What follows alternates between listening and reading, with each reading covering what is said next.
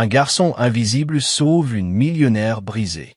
Dans une ruelle glauque, sous une pluie torrentielle qui martelait les pavés de la ville, un garçon noir de 11 ans, oublié du monde, a sauvé une femme qui semblait tout posséder. Ce qu'elle lui a murmuré, à peine consciente, a fait couler une larme sur sa joue scarifiée. Cette rencontre n'a pas seulement sauvé une vie, elle a transformé 2 âmes à jamais. Jennifer Langston, 38 ans, était une figure intouchable. PDG d'une entreprise technologique basée à San Francisco, millionnaire autodidacte, elle avait gravi les échelons à la force de son ambition. Son visage ornait les couvertures de Forbes et TechCrunch, son nom figurait dans le classement des femmes de moins de 40 ans à suivre. Mais derrière les flashs des caméras, sa vie était un désert émotionnel. Elle avait brûlé des ponts avec ses amis d'enfance, licencié des assistants loyaux pour des erreurs insignifiantes, et vu 2 mariages s'effondrer sous le poids de ses absences. Son fils unique, Austin, aujourd'hui âgé de 20 ans, avait grandi dans un manoir de Pacific Heights, entouré de luxe, une chambre digne d'un prince, des tuteurs privés, une Porsche rutilante offerte pour ses 18 ans.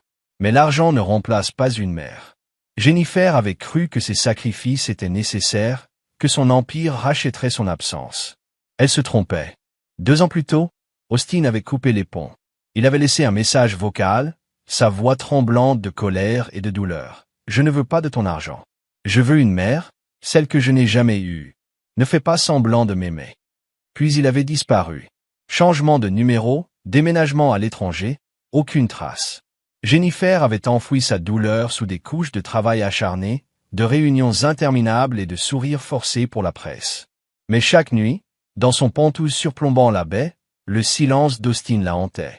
Elle n'en parlait jamais, pas même à ses plus proches collaborateurs. Jusqu'à ce soir fatidique où tout a basculé.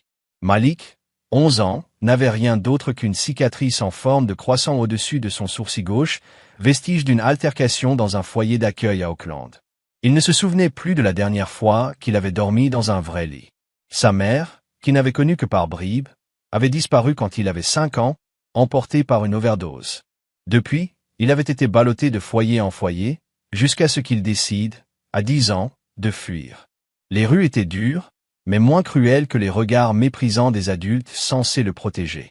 Il survivait en fouillant les poubelles derrière les restaurants de la 6e rue, là où les boulangeries jettent des croissants encore tièdes et où les traiteurs laissent des restes de sandwichs à peine entamés. Il aimait l'invisibilité. Les gens étaient plus méchants quand ils vous voyaient. Cette nuit-là, le 17 octobre 2024, une pluie froide trempait ses vêtements usés. Malik s'était glissé derrière une benne à ordures près d'un restaurant italien, attiré par l'odeur de pain chaud et la chaleur des conduits d'aération d'une boulangerie voisine. Il serrait contre lui un vieux sweat à capuche trouée, son seul rempart contre le vent. Puis des cris ont déchiré la nuit. Une voix de femme, stridente, suivie de rires graves et menaçants. Malik s'est figé.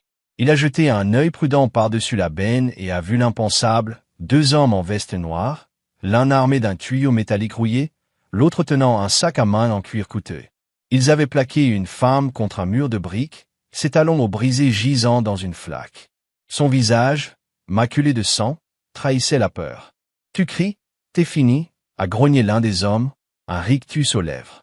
Jennifer, encore vêtue de son tailleur Armani froissé, tremblait. Elle avait pris un raccourci imprudent après une réunion tardive, son chauffeur ayant été bloqué par un embouteillage. Elle n'avait jamais eu peur de la ville, mais ce soir-là, elle était seule, vulnérable. Ses mains levées tentaient de repousser les coups, mais le tuyau métallique s'abattait sans pitié. Elle a trébuché, son sac arraché, son corps heurtant le sol humide. Malik voulait se cacher. Chaque instinct lui hurlait de disparaître, comme il l'avait toujours fait. Mais alors, les yeux de Jennifer, gonflés et désespérés, ont croisé les siens à travers l'obscurité. Une seconde, une éternité. Dans ce regard, Malik a senti quelque chose qu'il n'avait pas ressenti depuis des années. Quelqu'un le voyait. Quelqu'un avait besoin de lui. Les agresseurs ont fini par partir, riant, le tuyau métallique balancé comme un trophée. Malik a attendu, le cœur battant, jusqu'à ce que leurs silhouettes s'évanouissent dans la ruelle. Puis il a couru. Il s'est agenouillé près de Jennifer, dont le souffle rauque soulevait à peine sa poitrine. Du sang coulait de sa tempe, mêlé à la pluie. Elle a murmuré quelque chose, inaudible. « Je vais appeler quelqu'un » a dit Malik, sa voix tremblante. Il a sorti un téléphone jetable fissuré de sa poche, un appareil qu'il gardait pour les urgences, acheté avec des pièces ramassées dans la rue. Ses doigts glissants ont composé le 911. Elle saigne beaucoup, a-t-il dit à l'opératrice, paniquée. Elle est très blessée. Venez vite, s'il vous plaît. Soudain, la main de Jennifer, froide et tremblante, a saisi son poignet. Il a baissé les yeux. Des larmes coulaient sur son visage tuméfié, se mêlant au sang et à la pluie. « Tu es la première personne, » a-t-elle murmuré, sa voix brisée par la douleur, qui n'est pas partie. Malik a cligné des yeux, la gorge serrée. « Si je mourais ici, » a-t-elle continué, crachant du sang, « sache que tu as sauvé bien plus que ma vie. Tu as sauvé ma foi en l'humanité. » Elle a grimacé, sa poitrine se soulevant avec peine. Puis, dans un souffle presque inaudible, « J'aimerais que mon propre fils ait ton cœur. » Ces mots ont transpercé Malik. Une larme a glissé sur sa joue, traçant un sillon dans la crasse. Toute sa vie, il avait été un fantôme, un enfant que personne ne remarquait. Et maintenant, cette femme, brisée et mourante, lui disait qu'il était plus qu'un inconnu, qu'il était quelqu'un qu'elle aurait voulu appeler son fils. Malik est resté à ses côtés, tenant sa main, jusqu'à ce que les gyrophares de l'ambulance illuminent la ruelle. Les sirènes hurlaient, les secouristes se précipitaient. Il s'est éclipsé dans l'ombre, comme il l'avait toujours fait. Pas de nom, pas de remerciement. Les enfants comme lui ne restaient pas pour être vus. Jennifer s'est réveillée à l'hôpital de San Francisco Général, entourée du bip rythmé des moniteurs et de l'odeur âcre d'antiseptique. Sa tête pulsait, ses côtes cassées l'élançaient à chaque souffle, mais elle était vivante. Une infirmière aux cheveux grisonnants l'a retenue doucement alors qu'elle tentait de s'asseoir. Doucement, Madame Langston. Vous avez traversé une épreuve. Le garçon, a murmuré Jennifer, la voix rauque. Où est-il? Celui qui a appelé, qui est resté. Il m'a sauvé. L'infirmière a froncé les sourcils. Quel garçon? Les caméras de surveillance de la ruelle n'avaient capturé que des ombres floues. Les agresseurs? Oui, mais pas le visage de Malik. À la police, Jennifer n'a pu donner qu'une vague description. Il était petit, jeune, avec une cicatrice au sourcil. Et il était incroyablement courageux.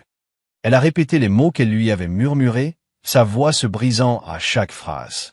2 semaines plus tard, Jennifer a quitté l'hôpital, le corps encore meurtri mais l'esprit consumé par une mission. Elle ne pouvait pas retourner à sa vie d'avant. Pas après Malik. Elle a ordonné à son chauffeur de l'emmener dans les refuges, les soupes populaires, les centres pour jeunes sans-abri de la ville. Elle a arpenté les rues d'Oakland et du Tenderloin, scrutant chaque visage, chaque silhouette. Elle interrogeait les travailleurs sociaux, montrait des croquis approximatifs basés sur sa mémoire. Pendant des jours, rien. Puis, un soir, alors que le soleil se couchait sur la baie, elle l'a vu. Sous un pont autoroutier, près d'un campement de fortune, Malik était là, recroquevillé dans une veste en lambeaux, endormi à côté d'un caddie rempli de bouteilles vides et d'un sac plastique contenant ses maigres possessions. Malik, a-t-elle appelé doucement, descendant de sa berline noire. Il a sursauté, les yeux écarquillés de peur.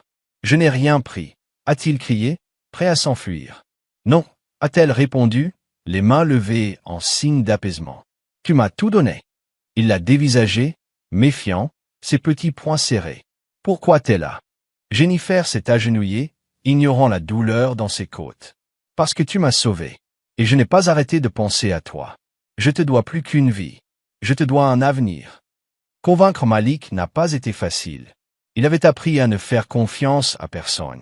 Les promesses, il connaissait, des mots vides suivis de trahison. Mais Jennifer n'a pas abandonné. Elle ne lui a pas offert des promesses grandioses ni étalé sa richesse. Elle venait, jour après jour, avec un sandwich au poulet encore chaud, une couverture propre, ou juste une chaise pliable pour s'asseoir à côté de lui sous le pont. Elle parlait de la pluie, des mouettes qui survolaient la baie, de la musique qu'elle écoutait adolescente. Peu à peu, Malik a cessé de la voir comme une menace. Il a commencé à lui parler, d'abord de petites choses, un chien errant qu'il aimait nourrir, une chanson entendue dans un magasin. Puis, un jour, il lui a raconté sa mère, son rire, et la douleur de l'avoir perdue. Des mois plus tard, Malik a accepté d'emménager dans un foyer sécurisé que Jennifer avait financé à Oakland. Elle a engagé des tuteurs, organisé une thérapie, et veillé à ce qu'il ait un lit chaud, des vêtements neufs, et des livres. Elle ne l'a jamais pressé, le laissant avancer à son rythme. Un soir, dans un petit restaurant où il partageait une pizza, Malik a levé les yeux de son assiette. « Pourquoi tu fais tout ça pour moi? Vraiment ?» Jennifer a posé sa fourchette, les larmes aux yeux. « Parce que dans mon pire moment, quand j'ai cru que tout était fini, tu es resté. Tu m'as vu, Malik. Et maintenant, je veux m'assurer que le monde te voit. » Il a hoché la tête, lentement, puis a murmuré. « Je peux t'appeler Madame Jen ?» Elle a ri, un rire léger, le premier depuis des années. « Seulement si je peux t'appeler mon fils. » Malik a souri, un sourire timide mais éclatant, et ce moment a scellé un lien plus fort que le sang. Pendant ce temps, Jennifer s'est lancée dans une quête de justice. Elle a engagé une équipe de détectives privés et collaboré avec le département de police de San Francisco. Grâce à son influence, elle a obtenu l'accès à des enregistrements de vidéosurveillance supplémentaires et à des analyses ADN sur le tuyau métallique retrouvé dans la ruelle. Après 6 mois d'enquête, les agresseurs ont été localisés. L'un, un récidiviste nommé Marcus Tate, avait tenté de fuir au Mexique. L'autre, Léon Carter, a été arrêté pour vol à main armée dans une autre affaire, le tuyau métallique encore en sa possession, marqué de traces de sang correspondant à l'ADN de Jennifer. Lors du procès, Jennifer a témoigné, le regard fixe, la voix ferme. Quand le procureur lui a demandé pourquoi elle avait tant insisté, elle a répondu « Parce que des garçons comme Malik ne devraient pas grandir dans un monde où des hommes comme eux rôdent en liberté. » 2 ans plus tard, le 4 juin 2026, lors d'un sommet pour jeunes leaders organisé à San Francisco, financé en partie par la fondation que Jennifer avait créée en l'honneur de Malik, un adolescent s'est avancé vers le micro. Malik, maintenant 13 ans, portait une chemise bleu marine soigneusement repassée et un pantalon kaki, ses baskets neuves brillant sous les projecteurs. Sa cicatrice au sourcil était toujours là, mais son regard était clair, déterminé. Il a pris une profonde inspiration, sa voix résonnant dans l'auditorium bondé. « Avant, je dormais dans une ruelle, là où personne ne te voit, là où tu ne comptes pas.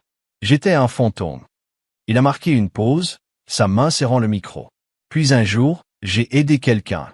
Elle m'a vu. Elle s'est souvenue de moi. Et ça a tout changé. » Il s'est tourné vers Jennifer, assise au premier rang, son tailleur impeccable contrastant avec les larmes qui brillaient dans ses yeux. « Madame Jen m'a appris que personne n'est invisible pour toujours. Pas si une seule personne croit en vous. Aujourd'hui, je veux aider d'autres enfants comme moi. Parce que chaque vie compte. » La salle a éclaté en applaudissements, un tonnerre d'émotions. Jennifer a essuyé une larme, non pas de douleur, mais de fierté. Jadis, elle avait failli mourir dans l'obscurité d'une ruelle. Aujourd'hui, sous les lumières éclatantes, se tenait Malik, le garçon qui l'avait ramené à la vie et qui, à son tour, illuminait le monde. Si vous avez aimé cette histoire, n'oubliez pas de mettre un j'aime et de vous abonner pour découvrir d'autres histoires émouvantes, dramatiques et inattendues. Dites-nous dans les commentaires d'où vous nous regardez. Nous sommes ravis de vous lire. À la prochaine, restez sympas, restez curieux et continuez à nous suivre.